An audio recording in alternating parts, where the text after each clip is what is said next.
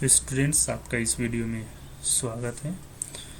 हमारा ये question number 4 है, क्लास 9 चैप्टर 13.3 से क्वेश्चन नंबर 4 हम सॉल्व करेंगे एनसीईआरटी बुक का। तो क्वेश्चन दिया हुआ है, question number 4, a conical tent is 10 metre high. So यहाँ पे हाइट दिया हुआ है कोनिकल टेंट का, ठीक है, 10 मीटर हाइट दिया हुआ एंड रेडियस भी दिया हुआ है, ठीक है, रेडियस भी दिया हुआ है 24 मीटर। हमें फाइंड क्या करना है? तो हमें फाइंड करना है slant height of the tent. तो नंबर 1 में हमें सॉल्व करना है स्लैंट हाइट, ठीक है। स्लैंट हाइट जो है वो हम निकालेंगे, उसको एल भी कहते हैं। तो स्लैंट हाइट हमें निकालना है। तो स्लैंट हाइट का फॉर्मूला क्या है? तो स्लैंट हाइट का अगर हम फार्मूला देखें तो स्लैंट हाइट का फार्मूला होता है स्क्वायर रूट ऑफ हाइट का स्क्वायर प्लस रेडियस का स्क्वायर। तो यहाँ पे हम सॉल्यूशन करते हैं सबसे पहले। So L is equals to square root of H square plus R square. तो एच कितना है यहाँ पे? तो एच है 10, सो 10 का स्क्वायर प्लस रेडियस कितना है? तो 24 का स्क्वायर। तो यहाँ पे देखेंगे 10 का स्क्वायर होता है 100 और 24 का स्क्वायर कितना होता है? 24 का स्क्वायर होता है 570।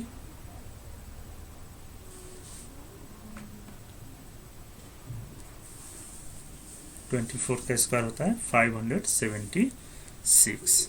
अब इस दोनों को हम ऐड कर देंगे तो ये हो जाता है हमारा 676, और 676 का अगर हम स्क्वायर रूट निकालते हैं तो ये हो जाता है 26। तो ये मीटर में है। सो एल हमारा हो गया 26 मीटर, ठीक है। इसको ऐसे भी चेक कर सकते हैं। ये अगर हम स्क्वायर रूट अगर हमें निकालना है तो हमारे पास दो मेथड होता है। एक तो होता है जो हम इस मेथड से हम सॉल्व कर सकते हैं, जहाँ पे हम 2 ले, यहाँ ये हो गया तो 2 सा 4, यहाँ पे 2 हो गया 276, और ये हो जाता है डबल, और इसको 6 जितना लिखेंगे उतना ही से मल्टीप्लाई होगा। तो 6 से अगर हम मल्टीप्लाई करते हैं तो 4 × 36, 3 × 6 = 24 और 3 27। तो ये हो गया हमारा 26। इस मेथड से भी हम स्क्वायर रूट निकाल सकते हैं, या फिर अगर प्राइम फैक्टराइजेशन है तो प्राइम फैक्टराइजेशन से भी निकाल सकते हैं। 2 × 3 = 6, 2 × 3 = 6, 2 × 8 = फिर 2 से करेंगे 2 × 1 = 2, फिर 2 × 6 = 12, फिर 2 × 9 = फिर 169 का तो मालूम ही है 13 × 13। तो ये 2 का स्क्वायर है, 13 का स्क्वायर है, सो 2 × 13, क्योंकि ये तो स्क्वायर रूट हो जाएगा तो 26। तो इस तरह से भी हम प्राइम फैक्टराइजेशन मेथड से भी हम निकाल सकते हैं, या फिर लॉन्ग डिवीजन मेथड से भी हम स्क्वायर रूट निकाल सकते हैं, ठीक है। तो ये हमारा पहला जो स्लैंट हाइट निकालना था वो निकल गया। दूसरा इसमें कह रहा है cost of the canvas required to make the tent. Tent को बनाने के लिए कितना खर्च होगा वो निकालना है। If the cost of 1 square metre canvas is ₹70, ठीक है। तो कोनिकल टेंट है, ठीक है। यहाँ पे तो ये चीज़ तो हम समझ ही गए हैं कि यहाँ पे क्या है, कोनिकल टेंट है। तो कोनिकल टेंट होगा तो हमें उसका कॉस्ट निकालना है, ठीक है, हमें उसका कॉस्ट निकालना है। तो ऑब्वियसली बेस में तो हमें टेंट लगाने का ज़रूरत नहीं है, सिर्फ कोन। तो ये हो गया कर्व सरफेस एरिया। तो हमें सबसे पहले निकालना होगा कर्व सरफेस एरिया। तो हम यहाँ पे निकालेंगे कर्व सरफेस एरिया। सो यहाँ पे लिखते हैं, so therefore area of tent, area of tent पहले निकालना पड़ेगा। तो एरिया ऑफ टेंट हो गया πr/l। पाई का वैल्यू 22/7। रेडियस हमें कितना दिया हुआ है? तो यहाँ पे हम देख लेते हैं। रेडियस हमें दिया हुआ है कितना है? 24 रेडियस दिया हुआ है, ठीक है। और एल हमने अभी निकालना है, वो है 26, ठीक है। तो यहाँ हम क्या करेंगे, यहाँ हम ये लिखेंगे रेडियस है 24 और एल आया है 26, ठीक है। तो यहाँ पे हम एरिया को हम निकालेंगे, हम मल्टीप्लाई डिवाइड कर सकते हैं, या फिर पाई का वैल्यू जो है 3.14 भी लेकर हम सॉल्व कर सकते हैं, या फिर हम पहले मल्टीप्लाई करें बाद में डिवाइड करें, वो भी हम कर सकते हैं। तो पहले हम कॉस्ट भी देख लेते हैं, कॉस्ट जो है हमें कितना दिया हुआ है। कॉस्ट है 1 स्क्वायर मीटर का 70 रुपीज़ कॉस्ट है, ठीक है। तो हम यहाँ पे दो हिसाब से सॉल्व जो है वो हम कर सकते हैं, वो भी आपको बता देते हैं कैसे। जैसे देखिए एरिया ऑफ टेंट हम पहले निकाल लें और उसके बाद हम 70 रुपीज़ के हिसाब से एट दी रेट, यहाँ लिखते हैं एट द रेट ऑफ ₹70 पर स्क्वायर मीटर के हिसाब से हम कॉस्ट निकाल लें, ठीक है।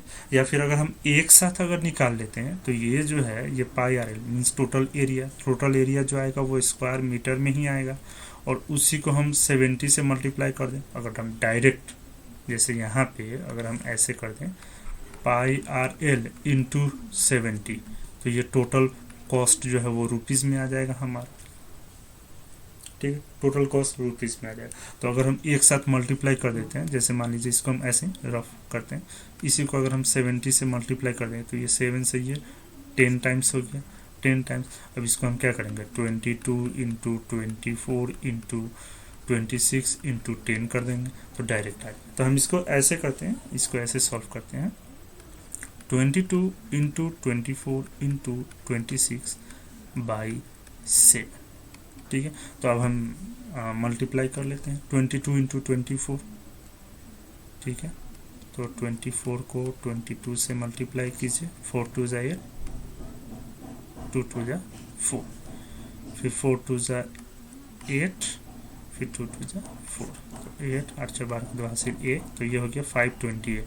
अब हम 528 को मल्टीप्लाई करेंगे 26 से, 8 6 48, ठीक है, 4 14 12 4 16, 1 6 5 30 और 1 31, फिर 2 से करेंगे 8 दूना 16 के 6 हासिल 1, 2 दूना 4 और 1 5, 5 दूना 10, ठीक है। अब इसको ऐड कर दीजिए, कितना हो गया, ये हो गया 8 6 दूना 12 के 2 हासिल 1, 6 और 1 7, और ये 3 और ये 1 ही रहेगा, ठीक है। तो यहाँ पे कितना हो गया 13728 बाई 7 स्क्वायर मीटर। देखिए हम बाई 7 है, हम डिवाइड नहीं कर रहे हैं, क्यों नहीं कर रहे हैं, क्योंकि हमको नेक्स्ट स्टेप में क्या है 70 से मल्टीप्लाई तो करना ही है।